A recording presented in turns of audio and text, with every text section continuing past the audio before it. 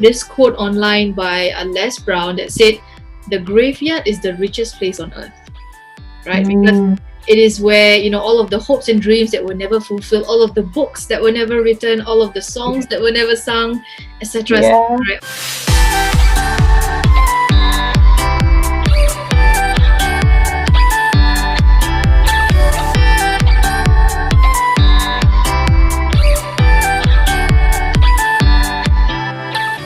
All of the hopes and dreams of these people who thought they were not good enough, who didn't take the necessary actions to make their dreams a reality. So Lauren, share with our listeners, what are some steps that our listeners can take to make their dreams a reality?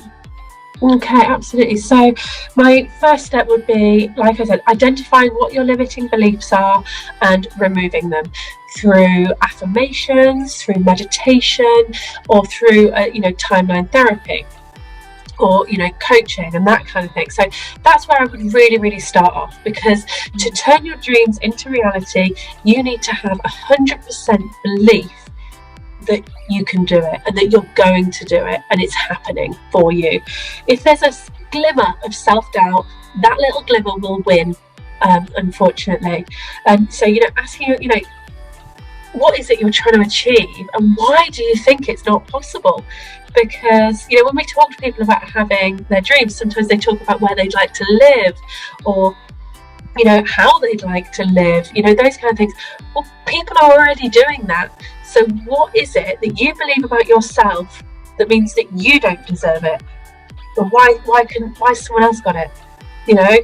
Everything is possible. And so when you realise that everything is possible, and that our potential as human beings is limited only by ourselves, that's when you can start to step forward. That's the really big step forward into turning your dreams into reality. Once you've made that step, you can start doing some really useful practical things. You can start going, well, what is it I want to achieve? How does this align with what's important to me? What are my values, and how am I going to write goals that are going to reflect my values, which makes them even more motivating?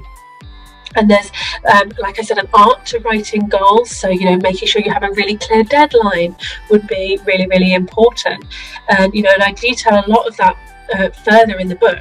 And then when you have goals, you can then go, well, what am I going to do? So, for example, I knew that I had to, when I started writing the book, I needed to write 3,000 words a week in order to have my first draft ready by the time I wanted it, so I would hit my deadline of having it published before my son's first birthday. And so it was a really clear action of what I needed to do to create the reality that I wanted.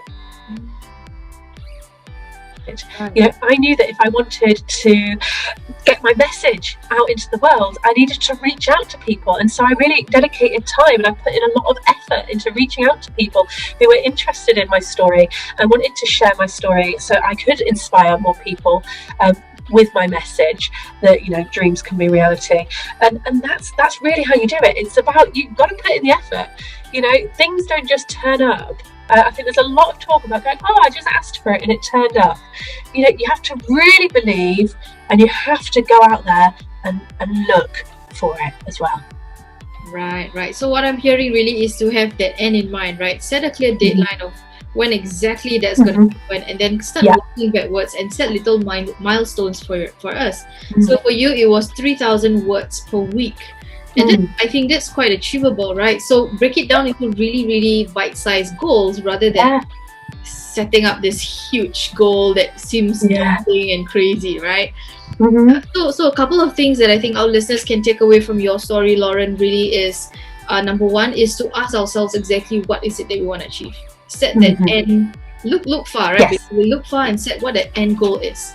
And then break down the steps into days, into months, into weeks, which is suitable for you to achieve that. And that is how we're going to start to take those baby steps, literally small steps to make our way towards our goal. Because I want to what I experienced personally, Lauren, a lot of people that I work with, they have really ambitious goals, and there's nothing wrong with setting up ambitious goals, right? But the problem is that when it's so ambitious, it becomes overwhelming, and overwhelm creates inaction. Yes, absolutely. And when we set a goal that's a big goal, I mean, it's really, really great. But what we do is it's such a big difference of where we are now to achieving that goal that we find it very difficult to fill in the gap in between. So we end up just this muzzy space in between. So we know what the goal is, we can see that, and we can see ourselves achieving it, but we can't see ourselves how we achieve it. So that's why it's so important to break it down. Yeah, I could see myself typing out 3,000 words.